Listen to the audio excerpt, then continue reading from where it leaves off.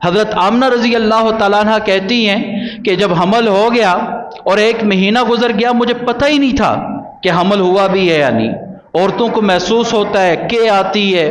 اور بہت ساری چیزیں ان کو محسوس ہوتی ہیں، مجھے ذرا بھی کچھ محسوس نہیں ہوا۔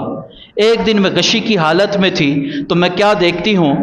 کہ ایک فرشتہ میرے سامنے آیا ہے اور وہ آ کر کہتا ہے، آمنہ تمہیں پتہ ہے تمہارے پیٹ کے اندر کیا ہے؟ میں نے کہا مجھے تو نہیں پتا میرے پیٹ کے اندر کیا ہے۔ آمنہ تیرے پیٹ کے اندر سید المرسلین ہے، جتنے بھی انبیاء آئے ہیں ان کا سردار تیرے پیٹ کے اندر پرورش پا رہا ہے۔ اور پھر فرمایا کہ جب یہ بچہ پیدا ہوگا نا تو تم نے دعا مانگنی ہے کہ یا اللہ جتنے بھی حاسدین ہیں ان سب سے میں تیری پناہ مانگتی ہوں، اور یہ جو بچہ ہوگا یہ کوئی عام بچہ نہیں ہوگا، انبیاء کا سردار ہوگا۔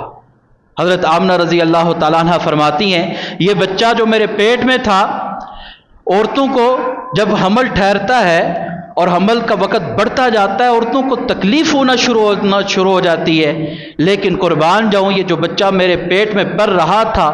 دن با دن میں راحت کا سفر طے کر رہی تھی۔ میں پتھر پر پاؤں رکھتی تھی، وہ پتھر مثل موم بن جایا کرتا تھا۔ میرا پاؤں کبھی کانٹے پر آ جاتا تو وہ جو کانٹا تھا وہ پھول بن جایا کرتا تھا، اور میں اپنی آنکھوں سے دیکھتی تھی جس طرف میں جاتی وہاں کے درخت جھک جھک کے مجھے سلامیاں دیتے تھے، جس طرف میں جاتی تھی وہاں کے پودے جھک جھک کر مجھے سلامیاں دیتی تھی۔ میں سمجھ گئی تھی کہ یہ پودے اور یہ پتھر شجر و حجر جسے سلام جھک جھک کے کر رہے ہیں وہ میرے پیٹ میں پلنے والا بچہ ہے، اس کو یہ سلام کر رہے ہیں۔